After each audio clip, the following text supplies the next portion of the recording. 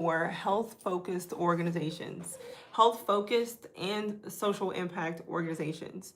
No matter if you are a nonprofit organization or a for-profit health-focused organization, there are so many funding opportunities still available to you despite what we're seeing on the news. I know it doesn't seem like to be the case, but it is.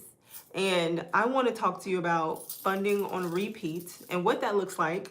I actually have a piggy bank here. What does funding on repeat look like for health organizations? And really, what does that mean for health organizations who are doing work day in and day out, who are, creating a strategic plan, who have the staff or not, who are out here in the community every single day, investing their time, their money, and their resources into the community, but need additional funding? What does funding on repeat really mean? And how can organizations, staff and leadership of health organizations leverage that to ensure sustainability of their existing programs and initiatives or their new and upcoming programs and initiatives? Again, this is so beneficial and so realistic for public health and healthcare organizations, whether they're nonprofit or for-profit. And I'm going to kind of talk through a couple things that organizations are doing to miss out on funding opportunities and to repel funders due to their existing efforts. Okay, so I'm just using this piggy bank as a visual representation on funding on repeat and what that looks like and how it can be the case for many organizations, no matter your capacity, no matter how new you are, no matter how long you've been around, no matter how many staff you have on your team, right? No matter if you have a strategic plan or a budget, a business plan, it doesn't matter if you have those things or not. You can still get consistent funding for your health organization. Consistent funding means more than grants itself. Consistent funding doesn't mean you're solely depending on grants. Consistent funding means that you're diversifying the opportunities for you to receive funding for your health organization, right? Not even just for operational costs, right? To hire and maintain staff, to market, to handle any operational costs, right? It's not just about that, but to make sure that the programs and services that you're offering to the community are sustainable beyond just a grant cycle. So I am Brittany Jenkins, founder and CEO at Jenkins Public Health Consulting. I've actually won and managed over $12 million in grants and other funding opportunities. And so it's really incredible and important for me to share this news that funding is all around us, and every day is a great day to find and apply for funding beyond grants. So thank you guys for being here. If you're in the chat, I don't get on YouTube Live much, but I am here today. I just finished up a conversation with the health department about this specific topic, and organizations don't really realize that even the small efforts they're doing is causing them to repel funding and miss out on funding opportunities that actually impact the organization, the staff, and the community. So I'm an advocate for not just the organizations thriving, but also making sure that the communities that they're aiming to serve, that they're promising these resources, that they're creating these resources for, are actually having access to it. So after managing and winning this much in funding, I see a lot of common mistakes that organizations are making that's causing them to repel opportunities, to not be awarded those opportunities, and to not be equipped to receive them yet, right? So I love talking about this. Hey, Piper. I love talking about this. And one of the things I'm going to talk about is our framework. So we have a 5-step community impact framework, which I've developed after those experiences and also working for government agencies. Yes, I've worked for government agencies. I understand why people don't trust the government. We're not going to get political here, but I do see how wasted time and money impacts communities and how we help organizations try to do better with leveraging and ensuring communities have access to those resources, but also making sure that there are, consistently attracting funding beyond grants. So if you know anything about grants, grants can be very unstable. Organizations can say, hey, your organization won a $10,000 grant, but they can take that grant away at any time for any reason in most cases. Yes, grants technically aren't something you have to repay, but they are if you don't meet the requirements of that grant or don't attempt to, and they can actually get that funding back. Another thing about grants is that sometimes they're seasonal, right? Or they are very seasonal. And the thing about it, some people are just waiting for the next season to apply to grants when there's so many other funding opportunities that are available to them beyond grants. Okay, so our framework is a 5-step community impact framework that is super simple and it's proven to help organizations thrive beyond surviving, right? And so I've helped health and social impact organizations all over the United States and hopefully the U.S. territories soon. We're actually in discussion with some program efforts in the U.S. territories. And so we want to help them thrive beyond what they're doing right now, because a lot of the conversations we're having, their staff is undertrained, even if they have multiple degrees. Their staff don't know how to track the right performance measures or the right key performance indicators that mean something for these funders, right? Like today on the training I was doing for a health department, all the staff were mentioning, hey, we're tracking performance, but they're only tracking the number of people who attended an event. That's not the same. And that's why organizations are not getting funding as needed or even as consistently as they could. Hey everyone, let me make sure I'm engaging. I don't want to just talk one way. Okay, cool. Piper's, thank you. Thank you, Piper. Awesome. Hi, Divinity. Banana. What are you? What do you mean? Thank you. I'm just talking about funding for health organizations. So if you know someone who is the leader or even the staff member of a health-focused organization, that's a hospital, a health department, a clinic, a nonprofit organization who's trying to make sure our community is healthier, I'm someone that they can go to for free and paid resources to ensure that they're sustainable beyond grant cycles. Every day we're seeing organizations struggle. Every day I'm hearing about organizations closing. Organizations who literally were awarded $7 million in funding, but now they no longer have that money because of the political landscape. But the thing about it is that wouldn't have happened if they didn't put all of their eggs in one basket, okay? And so when you're applying to grants solely, even if you're applying to a lot of them, you technically are still putting all your eggs in one basket, because with grants, that can be repelled and taken away at any moment. You know, I did a lot of work with United Way. You know, never actually worked for them, but I have worked and won thousands, probably $500,000 worth of funding from United Way based on supporting the organizations I worked for or consulted with. And some of the words in the contract, hey, we might receive $10,000 for this organization, but if the campaign doesn't do well, the organization may not get that full $10,000, right? So organizations have to be prepared for that to ensure that they're sustainable beyond just depending on that grant. And the thing about grants, they're good. But again, if you are thinking that a grant is going to sustain your program efforts long-term, that is a huge mistake. Grants are meant to support, not really sustain, even though it just depends on the amount. But again, putting all your eggs in one basket is one of the common mistakes that we see. And that's why we help them. And so I've been doing this since 2018 all over the country. And I'm really passionate about the work that I do. I was already energized, and I actually have this piggy bank right here. I'm sure you're wondering, like, why does she have this piggy bank? Why does she have this piggy bank? But I'm a visual person, right? I was on this training today, and I'm like, I want to do visual things. So we didn't do the piggy bank thing, but we did something else. But funding on repeat is like, hey, I can ensure consistent funding for my programs and initiatives no matter what I do, because I have systems, I have processes, I have clarity in my program efforts. My team knows what we're doing. Our partners understand what our needs are. Our community is invested in it in many ways, right? Like, let's say I actually attended a diabetes self-management program, right? And I found it beneficial. Let's say it changed my life, which this is real life for the clients that we serve. And so those individuals who participated in the program, they become community champions. And so our community champions are kind of like our referral partners, right? They tell their family about it. They tell their friends about it. They say, hey, come to this diabetes self-management program and it will help improve your health. So with that, those elements together can help with funding on repeat.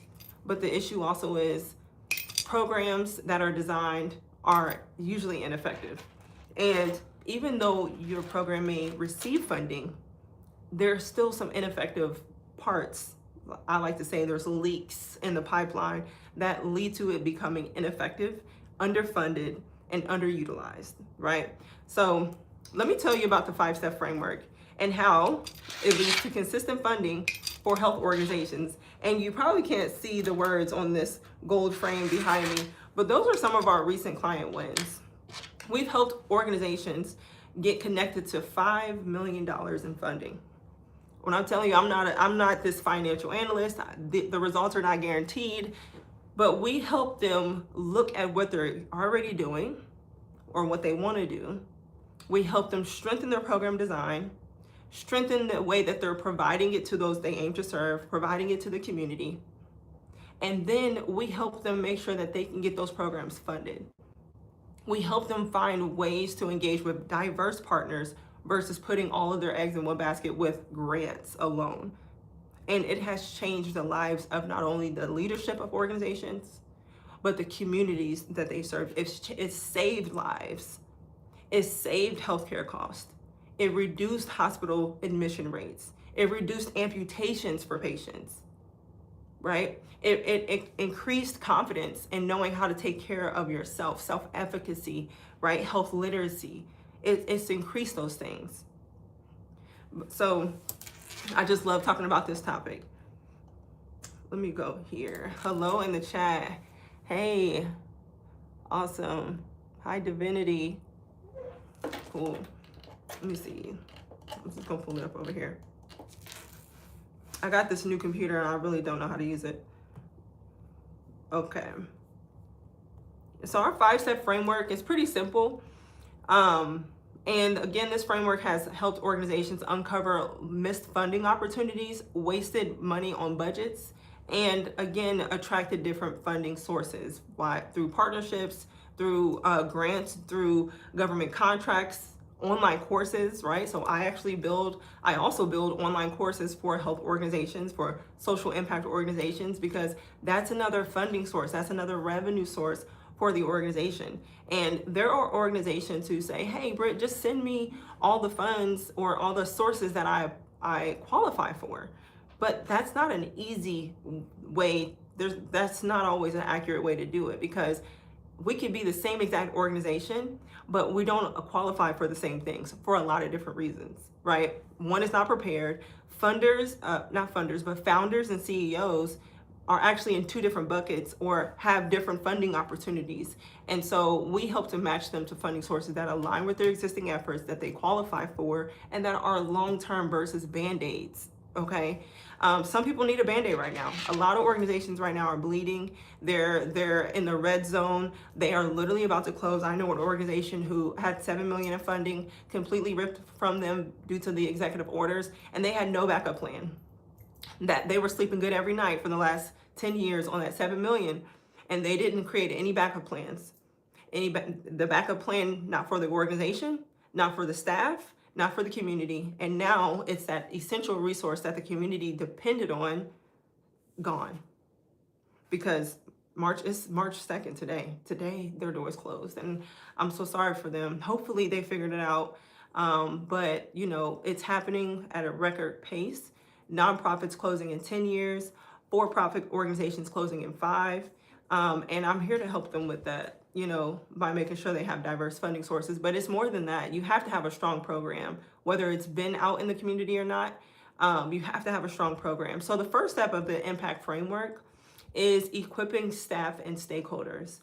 A lot of people believe that, hey, I have all these degrees, I have all these certifications, I have all these years of experience. I don't need any more equipping. I don't need any more training. I'm already trained. But the great thing about the work that I do, I'm a certified health education specialist. So I really love doing assessments on teams. And I work with teams who have, entry-level employers all the way to doctors. And so when I do my needs assessment, I ask these strategic questions, and it uncovers big gaps and huge financial loss within the company. And so I create trainings and support them through consulting after reviewing the outcomes of the needs assessment. So the first step of the framework is equipping staff and stakeholders. And so we help them clarify and understand who they serve and what it really means to meet the community where they are. I have organizations telling me, well, Brittany, the community members aren't showing up to the event. Well, you're at the wrong event, right? The community members aren't showing up to the event that we create and even put in their community. Well, you have to remember that as the health organization, yes, funding may be limited, but we can't put it on the community to show up to an event that may not align with them, that they may not understand, or that they didn't hear about in a timely manner. So there's so many factors on why we need to further equip staff and stakeholders to understand, how do we reach the community? Who are we trying to reach, right? Like the target audience beyond demographic, beyond just their race, gender, age. It's beyond that. It's beyond the demographics, because if the organization is solely focused on identifying who they're serving with demographic information, there is a 80% missed opportunity in just focusing that way alone. And so with equipping staff and stakeholders, we help them uncover an 80%, how can I say this? An 80%, I don't know how to say it, but I'm gonna say we help them overcome and improve in that 80% blind spot. Yes, because grant funders and other funding agencies are typically only asking them to submit demographic information that they're targeting for their programs. And I don't like the word targeting. I don't think the community appreciates that word, but we're really wanting to make sure, for example, mothers with children have access to specific programs. So we would only promote the program to those specific individuals, right? So that proper utilization of funds, we have the right people in the programs. But when we're not doing that and we only focus on demographic information like woman, black or white, location, etc., and we don't look at the psychographics, like what are their fears? Where do they spend their time? Where are they getting their health information from? What are their values? So many different areas we can look at to really meet them where they are, to address different misunderstandings or assumptions that they have about the care that they need for themselves or their children. And organizations really see a major improvement in just that one area, because with grants, it teaches you to focus on this 1% when we really need to look at the bigger picture of the individual we're aiming to serve. So that's equipping staff and stakeholders. We also want our stakeholders who support us, who want to be a part of this, to understand who we're serving and why, right? And so I call that a persona. What is the persona of that person, right? What is beyond the demographics of that person we aim to serve, beyond the psychographics, we call it a persona. So that persona includes those different things that we're looking to make sure this person is the best fit for the program or the initiative. So we do actually have a training on our YouTube on persona and how to create one. And I know HubSpot also has a free tool that organizations can use to create a persona. So the persona is a detailed profile of the person that you're aiming to serve with your program, service, or initiative, because you want to be clear in that, so that you're not wasting your time, money, or resources. So tracking performance is the second part of the framework, and that's really big. I did a lot of epidemiological work in my past, went to school for epidemiology and public health, but I didn't see a career in that. For me personally, that's not solely what I wanted to do. I love being in the community. I love talking like this with people. I'm very outgoing, even though I can be a little camera shy. But tracking performance was also a major gap, and organizations who need funding, they often lack in this area as well. So it's not about the high level data right? It's not really about more research, because we got plenty of research. We know what the heck the problem is. We need more organizations really taking action, intentional action, and tracking the outcomes of this and saying, okay, we did the thing. These are the outcomes. Now what? But 99% of the time, every organization that we're evaluating, right? Every organization who is doing our assessments, everyone is missing out on this tracking performance thing. But the organization is then saying that they don't have funding. And I'm like, okay, well, funders want to see the impact beyond the number of people reached. Organizations want to see impact beyond the number of events that you attended. That's not impact. That's an activity. That's a key performance indicator. That might have been a goal of yours, but what's the real impact from that, right? And so with tracking performance, we help organizations understand the difference between data tracking and impact numbers beyond collecting and reporting outcomes for grants that typically limit the data and the storytelling that could come from them tracking the right numbers. Okay, so let me give you an example. Community outreach, right? I just did a training on community outreach and engagement. Such a generalized, overlooked topic, but it is literally the foundation of success for every organization, whether you're a business, a for-profit business, or a nonprofit business, because nonprofits are actually businesses, right? People don't see it that way, but they are. They're just a different type of entity. So with tracking performance, let's say you're doing a community engagement event. So you're going out, you're setting up your table, you're just giving out materials, right? And you're counting that in itself as impact because you're just giving out materials. That's not real impact. That's an activity that's you're doing. You can say, hey, we gave out 1,000 flyers about chronic disease prevention. Okay, what really came from that? What actually came from you doing that? Actually, the way that they showed up like that was a loss. They lost money because ineffective activities cost organizations tens of thousands of dollars per staff member. Imagine in your position right now, you're working and you're wasting what you've been taught. It's not your fault, but this is an opportunity for you to take this back to your leadership and even consider asking me for resources. But the way that people have been trained and the way that they're undertrained, they're wasting tens of thousands of dollars per staff member because they're just going to these events, they're setting up tables, they're giving out pieces of paper, and they're calling that impact. They're calling that improving health. That's not the case at all, okay? We quantified the cost for an organization in Alabama, and they were losing $25,000 per staff member with doing that exact thing. $25,000 per staff member. You know what you could do with that? I could buy a car with that. I could do a lot of stuff with $25,000. So $25,000 per staff member is what the organization was wasting. And guess what? They said they didn't see it in their budget, so they didn't think it was real.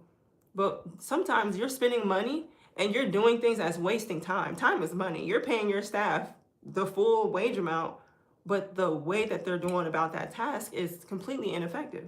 And it's okay because people don't realize it. And in public health and healthcare, it's been extremely hard for organizations to quantify the cost of the activities that they're doing. But I've been dedicated by doing this since 2018, literally been dedicated because I actually worked for a government agency that was serving my community in Indianapolis, Indiana. And I was offended when it was my time to be the outreach coordinator. I was like, hold on, this is what you guys are doing? And when my neighbors were slamming the door in my face and telling me that I shouldn't have did it like that, I had to perk up and listen. I had to actually listen to my own community that I thought I knew the streets and how to engage with them. But first of all, there's a mistrust between health professionals and the community. There's a significant mistrust between, health government agencies and the community. So it was like, hold on, I had to have a moment of understanding that people don't trust the government, and so we had to have a better approach. Okay, so tracking performance is making sure that organizations are understanding the difference between data tracking and impact numbers and what that truly means. Okay, it's more than just attending events.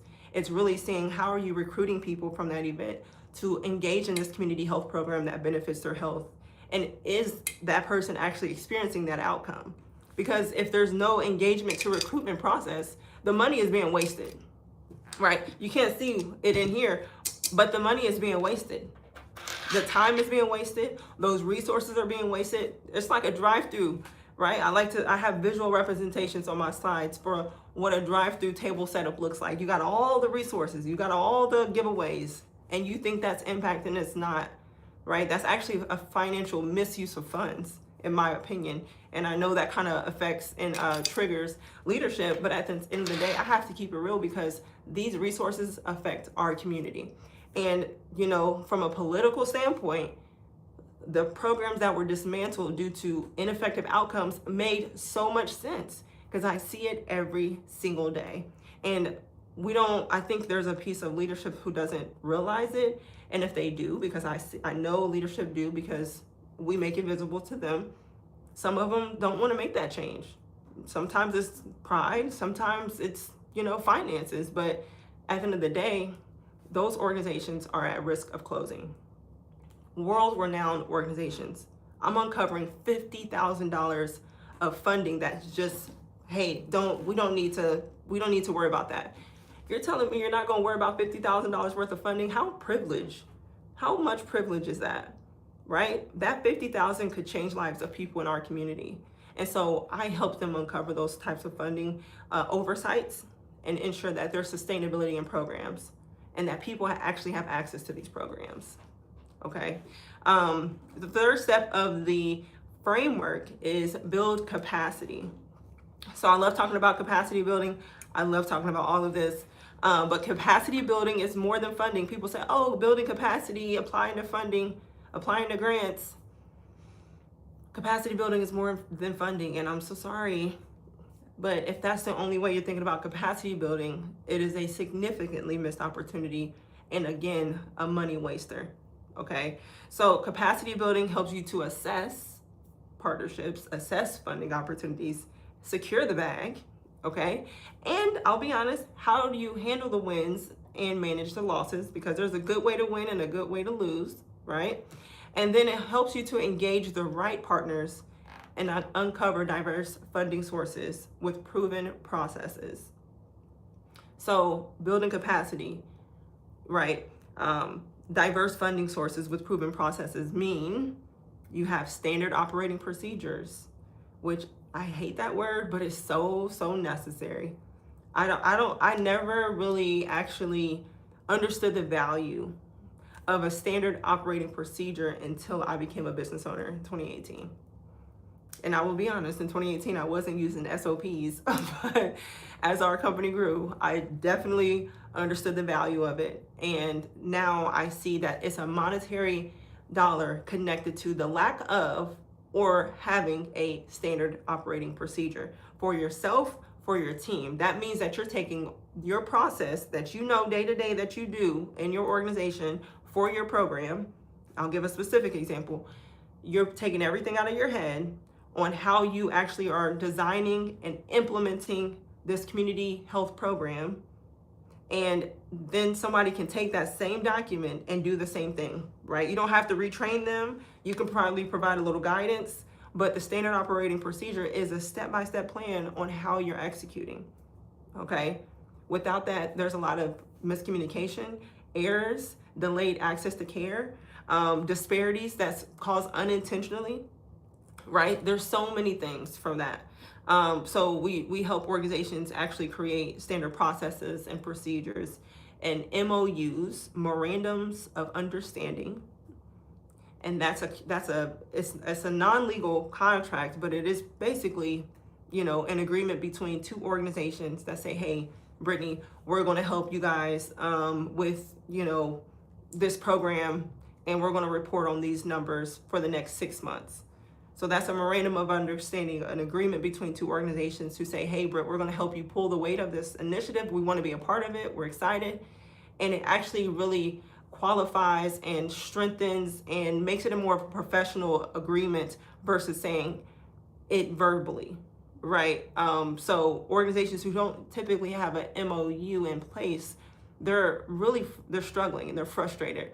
They're doing the work that the partner promised, but the partner keeps their name on the list, right? I can't stand it when there's organizations who's like, yeah, we got 1,000 partners. And I'm like, okay, You got 1,000 partners, that's wonderful. But how many are actually showing up? How many actually are doing what they promised they said they were going to do? How many actually are doing it in a timely manner that doesn't affect the timeline that you are required to stand by? They don't have that same requirement that you do. So they can be late. They can submit stuff wrong or late. You know what I'm saying? So the MOU really helps to strengthen that approach and that engagement between the two organizations to ensure that the overall purpose behind that agreement is successful, right? So that's building capacity. It's more than funding, it's more than applying to grants, but capacity building is the diverse funding source conversation is so good because organizations actually can bring in so much more revenue than they even realize it. I was actually going to this breath work class in my community and I wasn't able to make it. And I asked the guy, I said, hey, you know, have you thought about online courses? Because he said he was at capacity with providing one-on-one breathwork classes. And I'm thinking like, it's 2026, man. Like, let's get on it. You should have an online course by now, whether you're showing up live for it or not. Like, people want to be served. And some people prefer live, you know, live engagement like this through an online course to learn and increase their skills and their well-being. And others are okay with it being on demand because it's still transformative for them. And so when we're not looking at those diverse funding opportunities, that's missed revenue for the company. They're stretched thin. They feel like they're not able to serve as many as they could. They're getting inquiries, but they're not able to serve. And again, our framework helps them fix that. So I design online courses for health-focused organizations, social impact organizations, faith-based organizations, so that they don't have to solely depend on grants. And a faith-based organization, they didn't even apply, they didn't qualify for grants, right? They wanted me to send them a list of grants. And I'm like, you know, technically, the way that your organization is structured, and not that is not just because it's a faith-based organization, let's be clear on that, but based on what they were doing, they didn't qualify for grants. They legally do not qualify for grants. It doesn't matter. They can apply. They would have never known that unless they met me, because they went 14 years not knowing that. Okay, so that's some of the things and why it's important to connect with a consultant who actually has experience doing these things, because someone else has been telling them to apply for funding, apply for grants. And the issue is they've been doing that. They've been getting no. They're like, hey, why am I still getting no's? Like, and that's a waste of time. Okay, that's a waste of money. So we built them an online course and helped them go from $0 to $23,000 a month in revenue. That was a potential like max they could do in revenue for the goals they were trying to achieve, right? So based on the course we built for them, based on the revenue goals, based on the automations that we put in place and the live components that we put in place and the resources that are included in the course, they were able to make up to $23,000 monthly, even though they were, you know, they had $0 planned prior to knowing me. Okay, and I'll be honest, the revenue potential is much higher. That's just based on the number of people they were hoping to serve, right? So if they had an unlimited potential, which the online course allows you to have an unlimited cap on who you're able to serve. I could have 1,000 people right now today join an online course, and I can help you right away. I can onboard you in a second. I can send you a message right now. Everyone will be supported like in an automated fashion, but still an authentic and live fashion, right? That's the power of online courses. And that's a revenue source for organizations who don't realize it, and they can actually make their money back, right? If it takes money to create it, but the return on investment is so much greater, right? So they want to make their dollar back and some, so they can experience a return on investment. And so we help them do that. And I can actually build an online course in like 24 hours. So I literally, I can structure it in 24 hours, but it does take more time to put up the key elements. But I can literally build an online course wait list and thank you page in 24 hours and ensure that organizations are already onboarding people into their wait list so that when their actual course goes live, they can actually serve people quickly, effectively, and ethically, because that means a lot to me, especially in the day of AI technology causing some inauthentic approaches to our work. I want to always make sure that I provide direct guidance to my clients who are building these types of online resources to ensure that it's ethically created. Meaning you can use ChatGPT, you can use Google Gemini and Gamma and all of that, but you got to look at it and say, does this align with what we promised them? Well, does this deliver what we promised them? Is it in the way that I would talk about it? You know what I'm saying? Like, there has to be ethics behind that in the work that I do. I know a lot of people, honestly, really do, who are okay with doing unethical work because they're not caught and the contract didn't say this or whatever, and that's just not okay with me. I'm a Christian woman. That's who I am. Whoever keeps asking that. What are you? I'm a Christian woman, okay? But you know, it's just important for me to make sure that we're serving our communities who need these resources to live and thrive, who need these resources to just get a better life for themselves, whether that's health, finances, you know, mental health, whatever, all the things of health, all the social determinants of health, right? Housing, education, transportation, all the things. And so, yeah, let me see. Any questions? Any questions? I see a couple people jumping in and out. Ooh. Top fans. I got some fans on here. Yeah. Awesome. Okay, cool. Market effectively is the fourth step of the framework. Market effectively is huge. You know, we're not a marketing agency, but dang, I might as well be, because some of these marketing agencies out here are, I got to be careful what I say, because yeah, it's a lot of misguided information out here, and we're seeing organizations be completely thrown to the wolves with the lies and just the misguidance on what they can do for organizations. We had an organization who spent $25,000 on marketing and totally ineffective. Totally ineffective. Their words, not mine. It was totally ineffective.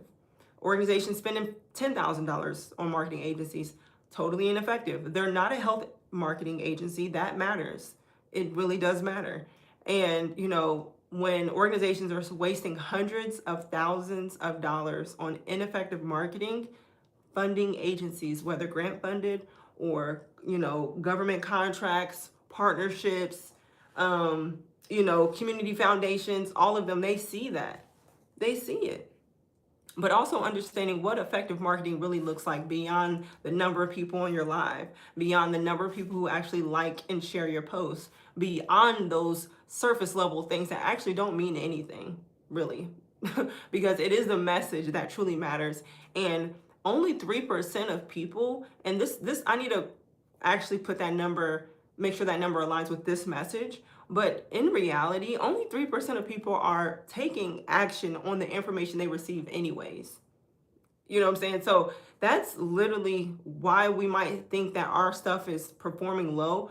But at the same time, what's happening on the other side, right? What's happening when people hear this message? Are they DMing me? Are they calling me?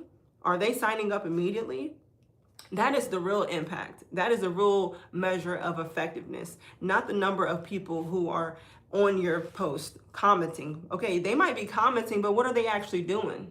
What is the outcome? That's just an action.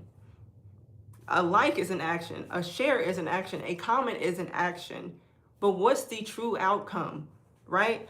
Engagement to recruitment. That is what I talk about. And so I just love talking about that, because with marketing, online or offline, engagement to recruitment really matters. And when it's overlooked, generalized, assumed, even thinking that your internal team is equipped, but I can literally tell, typically outside looking in, even asking strategic questions, that there's some missed opportunities. You know, it just puts the organization at risk. And at the end of the day, like, you know, every organization, yes, they're working hard and they're trying, but we don't want them to be wasting immense amounts of funding, especially when they're trying to get more funding. Okay, it's like you're actually wasting a lot of money right now. And if you adjusted what you're currently doing, you'll be saving tens of thousands while you're trying to get more thousands, right? Okay, so the fifth step of the community impact framework is create smart outreach that saves money and drives participation. So like I talked about, engagement to recruitment. engagement to recruitment. What does that mean? How does that translate to community outreach and engagement? Well, first of all, the persona that I talked about, most organizations don't have a detailed persona in place. So when they're doing their outreach, when they're doing their engagement, it is partially ineffective. They're wasting $25,000 per staff member, right? And I can actually get a specific number for your health organization, your social impact organization. But I know from quantifying the cost of past clients, $15,000 to $25,000 per staff member on ineffective outreach and engagement, which is the most important piece of the work that organizations are doing, because without people in our programs, there's no purpose or funding opportunities. Without people in our programs, there's no funding or opportunities. So how do we reach them? We cannot blame the community for not showing up when we're not clear on who we're even serving. Again, it's beyond the demographic information. Demographic means, age, gender, location. We need to look at the psychographics, right? What makes her excited, right? What makes this mother excited about, her pregnancy, right? What are her fears? Where does she spend her time? What articles is she reading? What are her sources of information? Who is her circle of influence, right? Those are the things that help us reach who we're aiming to serve, because we're aligning with them at a deeper level. If you're just on here for the demographic piece, you're missing the heart piece, right? There's a barrier up, because that's the reason why there's a barrier up, because most funding agencies only ask for demographic information. Most funding agencies are only asking organizations to submit demographic information versus impact numbers. Impact numbers is, okay, this person, I met them at this community engagement event. They said they needed X resource. I signed them up. I called them. They attended. They completed the program, and they showed that they experienced an increase in this or a decrease in a negative health issue, right? So that is true impact versus just the number of people who attended, versus just the number of conversations we've had. Okay, that's action, but what's the outcome? So I love talking about this, and I just wanted to get on to share more about that, because it's really hurting, organizations who kind of sleep on that piece. But the 5-step framework is very effective. And I wanted to kind of give a visual example that every aspect of people's role, no matter if you're leadership or you're entry-level staff, your role holds weight. Your role could be the reason why the organization is sustainable or is cracking. Okay. And again, it's not totally anyone's, it's not all on the staff. Now, if you've been receiving training and you're not open to change, that's an issue. They might need to be fired. Okay. Because, people got to go if they cost an organization money. That's just what it is. And yes, organizations will be quick to replace you because they're trying to improve community health outcomes. They're trying to stay open for their own personal well-being, right? And so if staff aren't performing, even let's say they got the training and the resources, and sometimes organizations have to make hard decisions.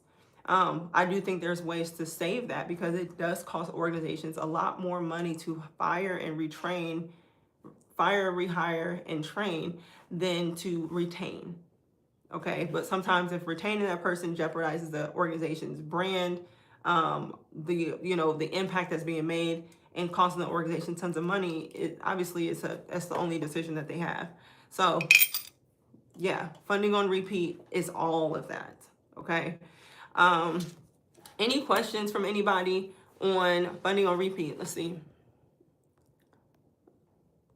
Awesome.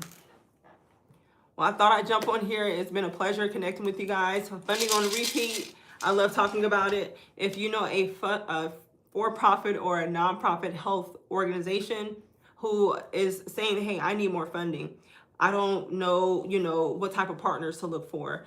We're attending outreach events and no one's showing up. Or we're attending outreach events and we're not able to get participation in our programs. If you know an organization who's like, hey, we just want to do better and we want to grow, then I am Brittany Jenkins, founder and CEO at Jenkins Public Health Consulting, and we help organizations get funding on repeat by not just applying to more grants, but strengthening their existing efforts, their partners, and community relationships to attract funding and opportunities long term. Okay. Thank you guys. Have a good day.